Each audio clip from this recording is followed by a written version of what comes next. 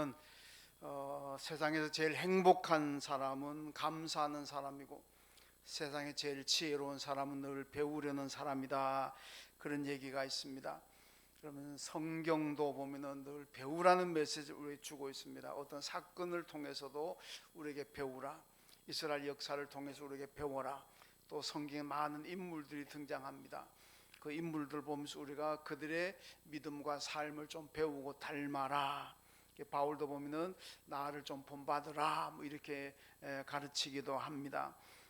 특히 이제 구약 성경 다니엘서 같은 데 보면은 이 다니엘서는 원래 배경은 뭐 바벨론 포로 시대를 배경으로 하고 있습니다만은 이 다니엘서가 직접 나왔던 시기는 이 중간 시대니까 기원전 한 3세기, 2세기 요쯤으로 보고 있습니다. 이때는 그 셀루시드 왕조가 이스라엘을 아주 괴롭히던 그런 시대인데, 이때 보면 이제 안티오코스 사세라는 사람이 나와가지고 뭐 성경을 다 불태워 버리고 그 성전 번제단에다가 돼지머리 얹어놓고 제우스 신에게 제사 지내고, 그리고 하여튼 뭐 안식일 절기 못 지게 하고 지키는 사람 다 붙잡아다가 그냥 죽이고, 그래서 예루살렘 거리에 막 죽은 시체가 막 산더미처럼 쌓여가는 이런 악랄한 짓을 많이 했습니다.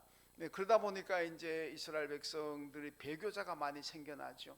그러니까 이렇게 하나님을 섬기다가는 다 죽겠구나, 난 살기 위해서 나 하나님을 버린다, 믿음을 버린다, 이런 배교자들이 생겨납니다. 이때 나왔던 것이 바로 다니엘서라는 거죠. 다니엘서가 주는 메시지가 뭐냐? 다니엘과 그 친구들이 바벨론에서 포로로 끌려가서 그 하나님을 믿는 것 때문에 사자굴에도 던져지고 풀불에도 던져졌지만은 하나님이 다 보호하셔가지고 살았다. 그러니까 어느 시대든지 간에 이 다니엘과 그 친구들처럼 믿음 생활, 하나님을 잘 섬기고 믿으면은 하나님께서 보호하시고 축복하신다. 그러니까 배교하지 말고 믿음 버리지 말아라 하는 그런 메시지를 줍니다. 우리 신약 성경 오게 되면은 이제 히브리서가 박해문화 박해시대 나온 뭐 하긴 뭐 신약 성경 자체가 다 박해시대 나왔습니다만은 특별히 이제 박해문학으로서 성격을 히브리서가 가지고 있습니다.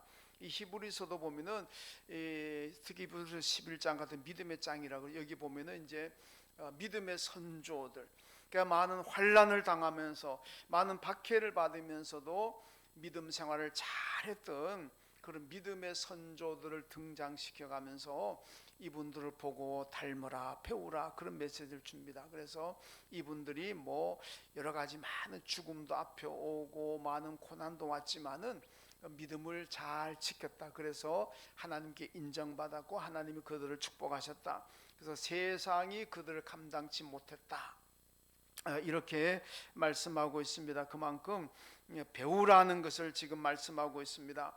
오늘 본문에도 보면은 이 배우라고 등장시키는 사람이 또 의외로 이 거지 맹인이 지금 등장하고 있습니다. 거지에다가 거기다가 맹인이다. 도대체 뭘 배우라는 거냐?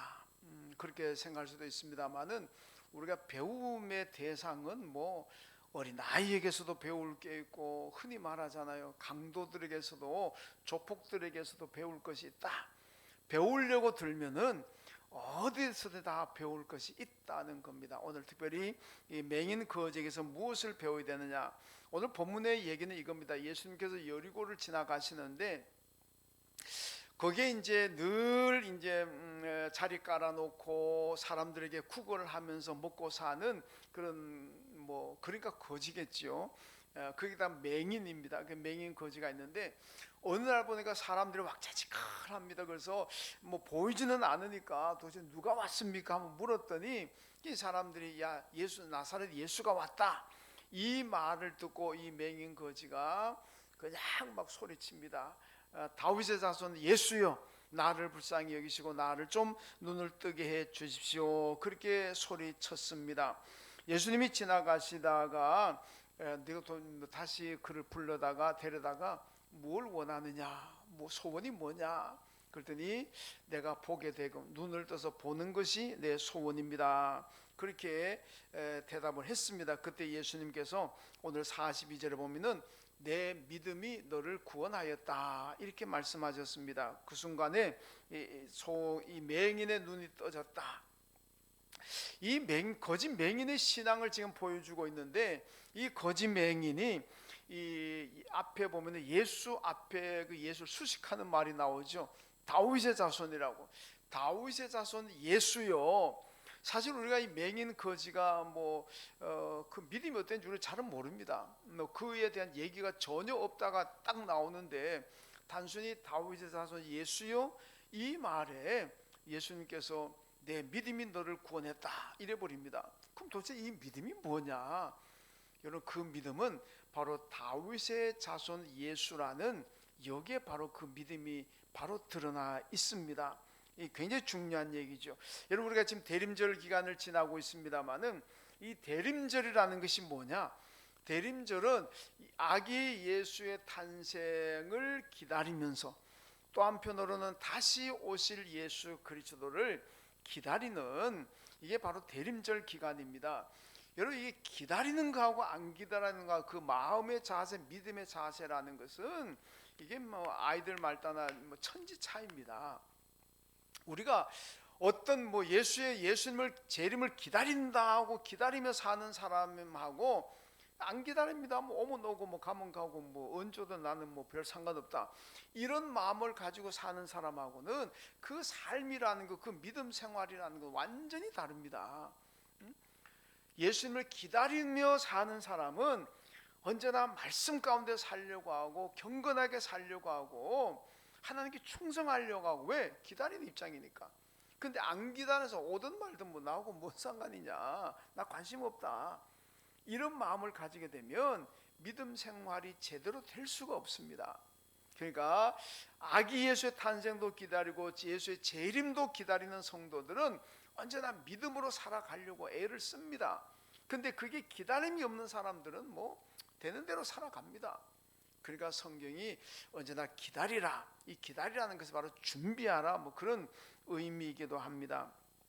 오늘 우리는 대림절 기간을 지나면서 아기 예수님의 탄생도 기다리고 또 장차 다시 오시게 될 재림하시는 예수를 기다리는 그런 기다림의 믿음을 가지고 우리가 살아가야 될 줄로 믿습니다.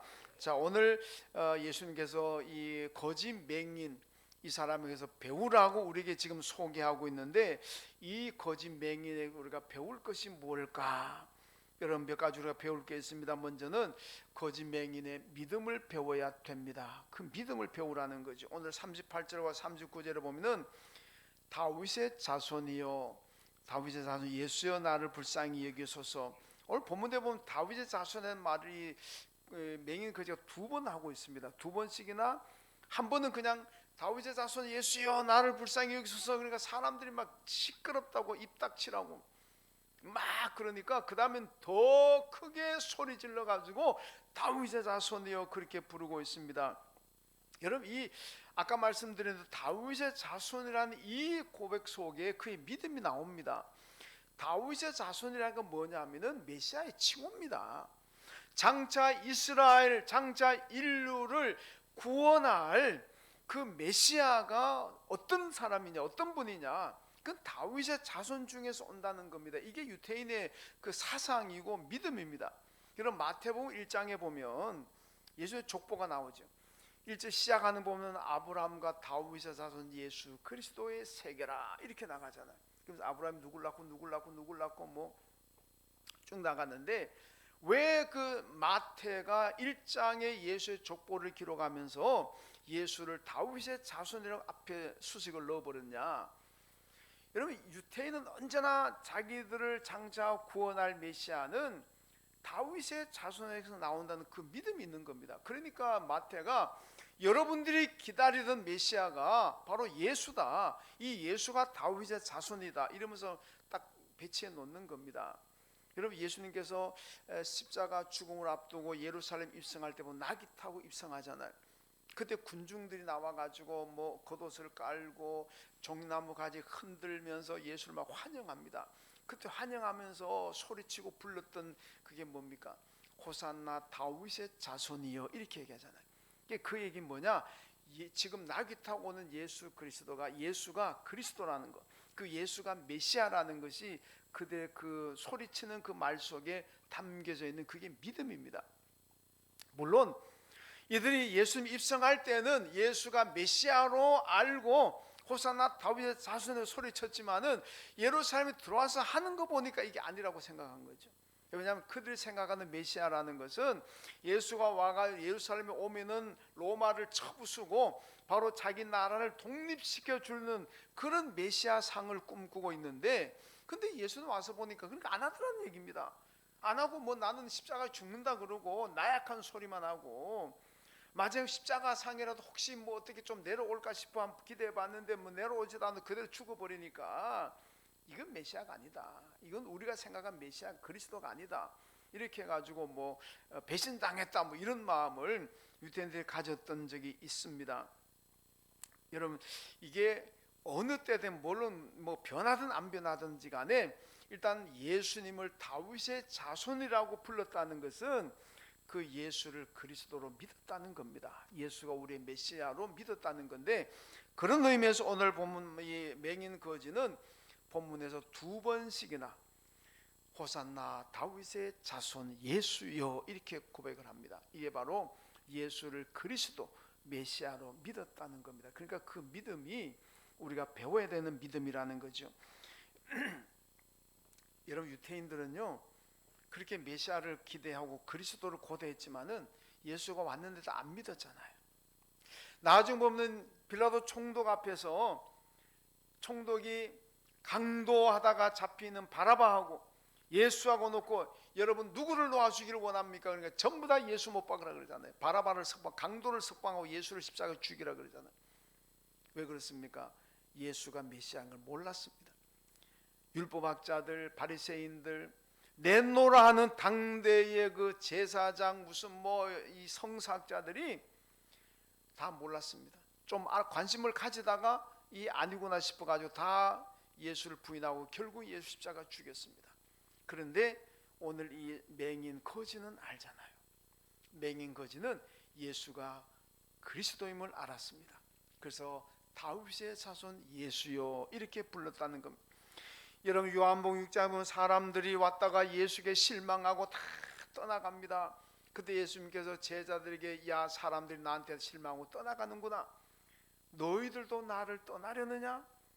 그때 베드로가 뭐라고 대답합니까? 주여, 영생의 말씀이 주님께 있는데 우리가 어디로 가겠습니까? 내가 죽을지언정 주님을 떠나지 않겠습니다. 그렇게 베드로가 고백하잖아요. 근데 베드로가 얼마 지나서 부인해버리잖아요. 베드로의 고백은 그때 열심히 했는데 나중에는 그냥 예수가 잡히는 걸 보면서 예수 부인하고 하여튼 이런 예수님을 그냥 마음을 상하게 했던 이런 베드로의 모습을 볼 수가 있습니다. 그러나 베드로도요 부활하고 난 예수가 부활하고 난 다음에는 예수가 그리스도라는 걸 확실히 믿었습니다. 어떻게 아느냐? 순교했잖아요. 예수가 그리스도라는 걸 믿지 않았다면은 순교 안 합니다. 누가 그 하나밖에 없는 생명을 내놓겠습니까? 예수가 확실한 그리스도 메시아다, 이걸 부활한 주님을 만나보고 믿었기 때문에 베드로와 제자들이 다 순교했죠. 순교한 사람들이 얼마나 많습니까? 여러분, 예수 위에 순교했다는 것은 그들의 믿음은 예수가 그리스도라는 것을 믿었기 때문에 순교가 가능하다는 얘기입니다. 여러분, 우리도 마찬가지입니다. 예수가 그리스도고, 여러분 메시아와 그리스도 같이 쓰는데 메시아는 같은 내용 구원의 주라는 뜻인데 메시아는 히브리어고 크리스토스는 헬라어입니다. 다 똑같은 얘기입니다. 그러니까 예수가 메시아라는 얘기나 예수가 그리스도라는 얘기가 다 똑같은 얘기니까 구약으로 말하면 메시아고 신약으로 헬라어로 말하면 그리스도입니다. 예, 좀 혼동하지 마시고요. 하여튼 여러분, 우리도 마찬가지로 예수가 메시아 그리스도라는 것을 믿는다면은 우리는 예수를 떠나지 않습니다. 부인하지 않습니다. 내게 어떤 환난이 오고 고난이 오고 많은 시험이 온다고 할지라도 예수가 나의 유일한 그리스도고 메시아라는 것을 확실히 믿어야 됩니다. 왜? 그래야 우리의 믿음이 흔들리지 않습니다. 예수를 떠나지 않습니다. 예수만이 우리의 그리스도임을 확실히 믿어야 될 줄로 믿습니다. 히브리서 4장 14절을 보니까 우리에게 큰 대제사장이 계시니 승천하시니 곧 하나님의 아들 예수시라 우리가 믿는 도리를 굳게 잡을지어다, 이렇게 말씀하잖아요. 여러분, 예수님은 2000년 전에도 우리의 구원주로 세상에 오셨고 언제일지는 모르지만은 또 그 다음에 심판의 주님으로 재림하실 줄로 믿습니다. 그분이 우리의 유일한 구원자이십니다. 여러 구원자들 중에 한 분이 아닙니다. 흔히 말하는 대로 one of them이 아니라는 겁니다. 여기도 구원자, 여기도 구원자, 저기도 구원자, 많은 구원자들 중에 그 중에 한 분이 예수다 아니라는 겁니다. 여러분, 예수는 유일한 단 한 분밖에 없는 저와 여러분의 메시아 그리스도인 줄로 믿습니다. 이 믿음을 오늘 거짓 맹인이 가졌다는 거 아닙니까? 우리도 그 믿음 닮아야 될 줄로 믿습니다. 그 다음에 두 번째는 이 거짓 맹인의 간절함을 배우라. 그 말씀 오늘 40절에 보니까 거짓 맹인이 다윗의 자손이여 나를 불쌍히 여기서 부르짖으니까 예수님께서 데려오라 그래가지고 뭘 원하느냐? 보기를 원합니다. 여러분, 이 맹인 거짓 입장에서 어지간하면은 뭐 그가 예수가 하나님의 아들로 안 믿었다면은 눈 뜨기를 원한다 그랬겠습니까? 이 거짓 맹인이 예수가 그런 하나님의 아들로 신적인 능력이 있다는 걸 믿었기 때문에 돈을 원합니다 그러지도 않았고 맛있는 음식을 원합니다 그러지도 않았잖아요. 만약에 예수가 그런 능력을 안 믿었다면은 눈 뜨는 거 얘기 안 합니다. 그냥 소원이 뭐냐? 돈 좀 주십시오. 소원이 뭐냐? 음식 좀 배 안 고프고 좀 살게 해 주십시오. 그랬을 거 아닙니까?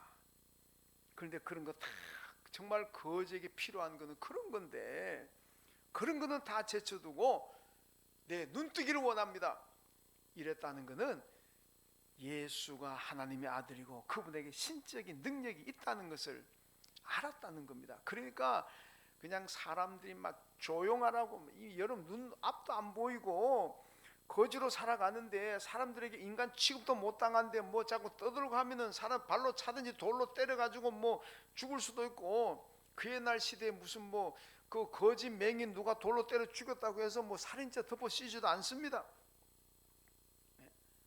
그 사람 생명이라는 게 뭐 파리 목숨보다도 더 못한 취급 받을 수도 있는 거 아닙니까? 왜? 저주받았다 생각하는 사람들이니까.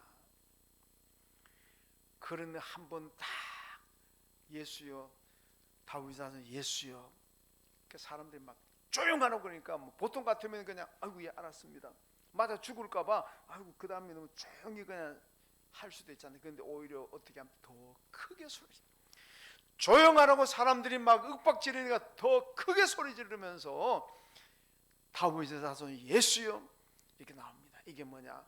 그만큼 간절하다는 겁니다. 내가 돌에 맞아 죽더라도 나는 꼭 예수를 통해서 눈을 떼야 되겠다, 이 간절함이 있었다는 것을 이런 보여주고 있습니다. 하나님께는, 하나님 언제나 간절한 사람을 하나님 축복하실 줄로 믿습니다. 여러분 간절해야 돼요. 간절해야 돼요. 누가복음 18장에 보니까 어떤 도시에 불의한 재판관이 있습니다. 이 양반은요 재판장인데도 맨날 돈 가지고 오면은 재판 잘 봐주고 그냥 빈손으로 오면은 재판 그냥 제대로 안 해주는 그런 사람입니다. 아주 악평이 난. 그런데 어떤 때 보니까 한 여인이 오는데 가난한 여인입니다. 돈이 없습니다.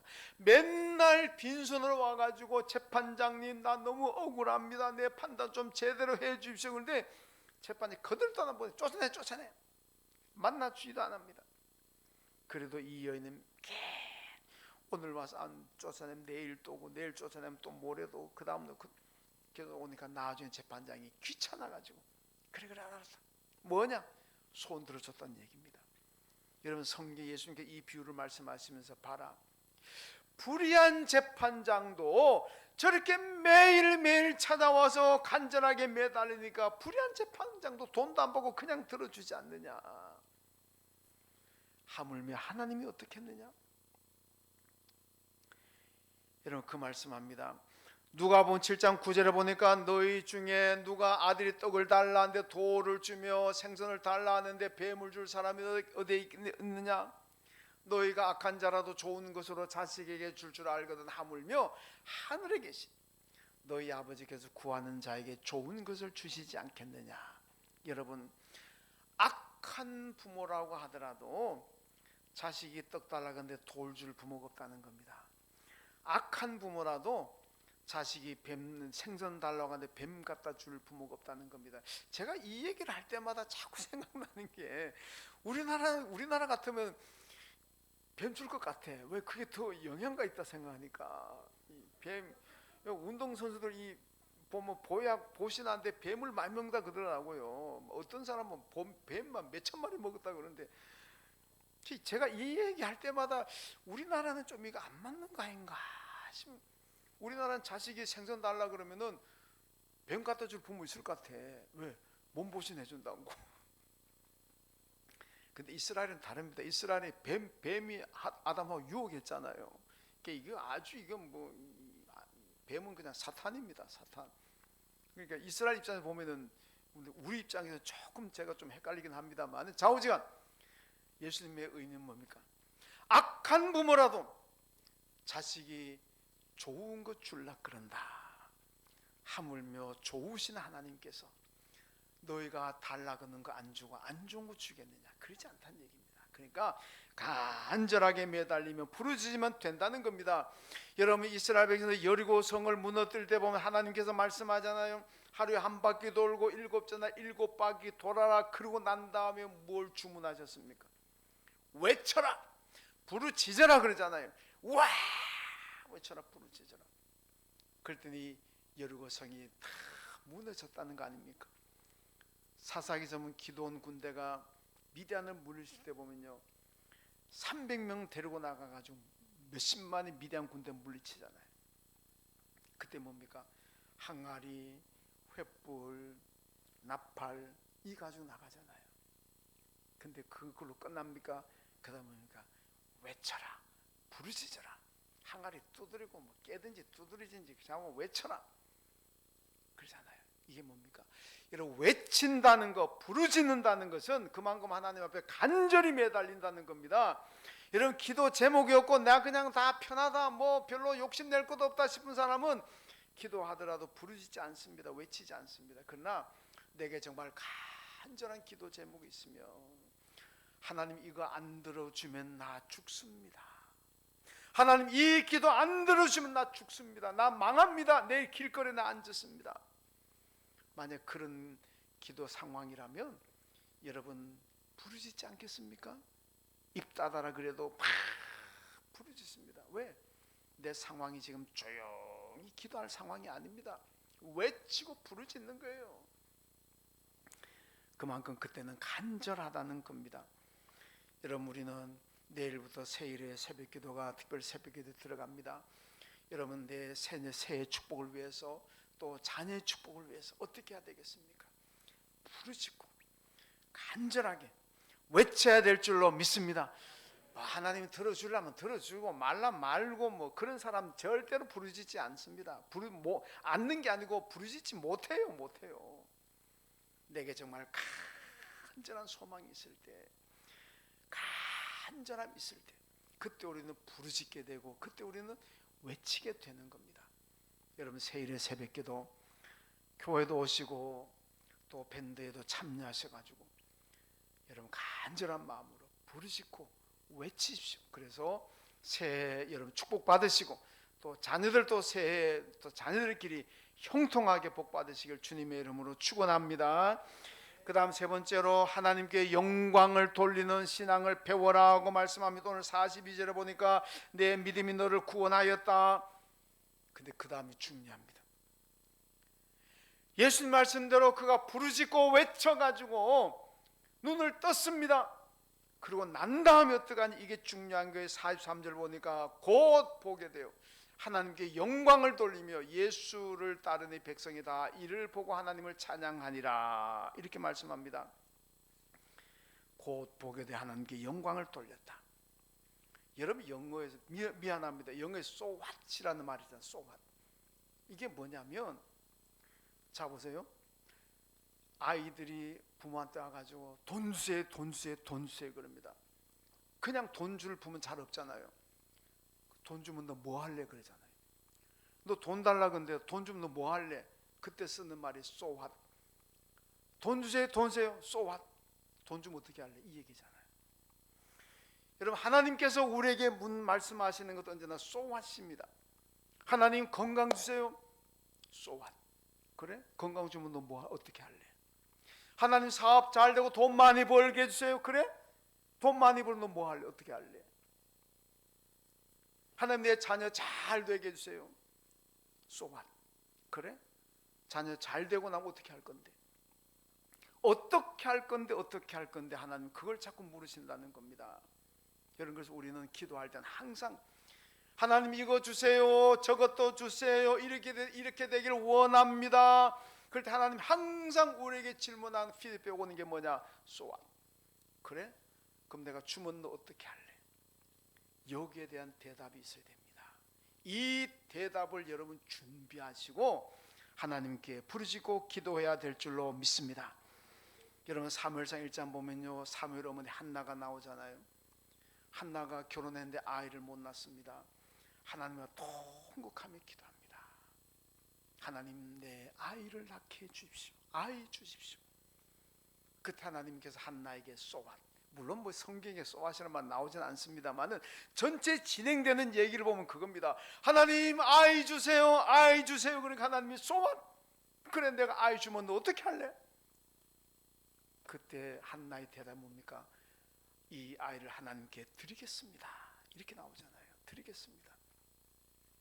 그래서 하나님께서 그 가정에 사무엘을 아들을 주셨습니다. 아들을 젖대기까지 한나가 키우다가 그 다음에 젖을 떼고 난 다음에 성전에 갖다 드립니다. 성전 아이와 함께 가서 그때 한나가 기도하는 게 뭡니까? 하나님, 내가 여기서 하나님께 아이 달라고 통곡하며 기도하던 여자입니다. 내가 기도했더니 하나님께서 내 기도를 들으시고 이 아이 사무엘을 주셨습니다. 내가 하나님 앞에 약속한 대로 이 아이를 하나님께 드리겠습니다. 그리고 드리잖아요. 물론 드린다니 꼭 성전에서 키워야 된다는 얘기는 아니고, 여러분 목사 전사 만들어야 된다는 얘기도 아니고, 하나님께 드린다는 것은 이 아이를 일평생 하나님을 믿는, 예수 믿는 아이로 키우겠습니다. 그게 하나님께 드리는 겁니다. 여러분, 사탄에게 바치는 아이가 되어버리면 예수 안 믿습니다. 세상에게 드리는 아이가 되면 예수 안 믿어요. 하나님 믿고 예수 믿는 자녀를 만들 때 그게 하나님께 드리는 건 줄로 믿습니다. 여러분, 자녀를 무엇보다도 기도하실 때 내 자녀들이 예수 믿는 자녀 되게 해달라고, 그래 하나님의 축복을 받을 줄로 믿습니다. 여러분, 다윗 시대 보면요, 다윗이 성전 건축을 준비하면서 건축 헌금하잖아요. 그때 보면 백성들이 헌금을 얼마나 많이 하는지. 다윗이 스톱, 여러분 됐습니다. 넘칩니다. 그만하십시오. 여러분, 옛날에는 지금날 교회를 건축하면서 헌금 너무 많이 들어가지고 됐습니다 하는 교회 내가 아직 듣고 본 교회가 없습니다. 다 모자랍니다. 왜냐? 교회는 빛 가운데로 가야 되거든요. 예, 교회는 빛 가운데로 가야 됩니다. 예, 성도들도 빛 가운데로 가야 돼요. 그 교회는 빛 가운데로 가기 때문에 빛 안 지고 교회 건축하는 건 제가 볼 때 없어요. 근데요, 성경에 보니까 다윗 성전 건축 너무 많이 되니까 스톱했어요. 그때 백성들이 뭐라고 고백합니까? 이거 다 하나님께서 주신 겁니다. 하나님이 주신 것인데 그 중에 얼마를 드리는 것뿐입니다. 모든 것은 하나님께 주셨습니다. 이게 뭡니까? 야, 다윗이 스톱할 만큼 많이 들었다는 것은 백성들이 엄청나게 많이 했다는 건데, 보통 그러면 나는 엄청 들다 자랑하고 막 잘난 척하고 그럴 수도 있잖아요. 그런데도 다 하나님 주신 겁니다. 그 중에 내가 얼마를 들었을 뿐입니다. 이게 뭐예요? 하나님께 모든 영광을 돌리고 있잖아요. 고린도전서 15장 10절 바울이 얘기입니다. 나의 나된 것 다 하나님의 은혜로다 이렇게 고백합니다. 여러분, 바울이 능력자였습니다. 복음 전하는 기적이 얼마나 많이 일어났습니까? 이런 바울이 사람들이 와 당신 대단합니다, 대단합니다, 존경합니다, 위대합니다 그럴 수도 있잖아요. 그럴 때마다 바울이 뭐라고 대답합니까? 나의 나된 것은 다 하나님의 은혜입니다. 하나님의 은혜 아니고선 내가 이렇게 될 수가 없습니다. 난 죄인 중에 괴수였는데 어떻게 내가 이렇게 되겠습니까? 다 하나님 은혜입니다. 이게 하나님께 영광 돌리는 신앙인 줄로 믿습니다. 믿습니다. 별로 영광 안 돌리나 싶은.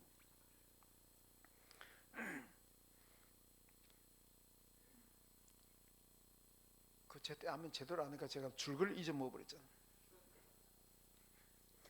또 매우시다. 그게 영광 돌리는 길인 줄로 믿습니다. 이렇게 나왔으면 제가 안 잊어버리죠. 이런 모든 것이 하나님의 은혜입니다. 다 하나님이 하셨습니다. 더 크게 할 때까지 하나님이 하셨습니다. 하나님이 복 주십니다. 할렐루야. 여러분, 한 달란트 비유 보세요. 한 달란트, 두 달란트, 5달란트 받은 종들이요 주인이 맡기잖아요. 그리고 얼마 지나고 난 다음에 주인이 와서 계산합니다. 회개합니다. 한 달란트 받아서 그대로 둬가지고 빼앗습니다. 쫓겨납니다. 2달란트 받았던 사람은 2달란트 남겨서 4달란트 만들었고 5달란트 받은 종은 5달란트 더 남겨 10달란트 만들었습니다. 근데 주인이 뭐랍니까? 그 다음에는 그냥 줍니다. 여러분, 처음에는 맡겼다 그랬지만 두 번째 주는 보너스는 줬다 그랬어요. 여러분, 종들은 자기 재산이 없어요. 다 주인의 것이잖아요. 주인 거 맡아서 관리하는 것 뿐입니다. 그 처음에는 맡아서 관리했습니다. 그런데 워낙 잘하니까 그 다음에는 맡기는 게 그냥 줘버렸어요. 종에게 개인 재산이 생겼습니다. 여러분, 노예 시대 하에서 이 종에게 자기 개인의 재산이 생겼다는 것은 얼마나 큰 축복이었습니까? 맡은 것 잘 관리하니까 여러분 그냥 그 다음에 줘버리잖아요. 개인 재산 줘버립니다. 이게 하나님의 축복인 줄로 믿습니다. 여러분, 잘 관리해야 돼, 잘 관리해야 돼. 여러분, 하나님의 축복을 받는 것도 중요하지만은 관리하는 게 엄청 중요합니다. 어떤 사람은 하나님께 기도해가지고 축복을 많이 받았는데, 축복 많이 받았으면 더 열심히 하나님을 믿어야 되고 더 열심히 충성하고 헌신해야 되는데, 축복 받았고 난 다음에 믿음을 떠나버려. 왜? 세상 노름에 빠져가지고 관리 잘못한 겁니다. 하나님이 빼앗아 가신. 그러나 내가 하나님 믿음 생활 잘해가지고 받은 축복 잘 관리한다는 게 뭡니까? 받으면 받을수록 더 믿음 생활 잘하는 겁니다. 더 믿음 생활 잘 충성하면은 하나님 그 다음엔 아예 맡겨 줘버려요.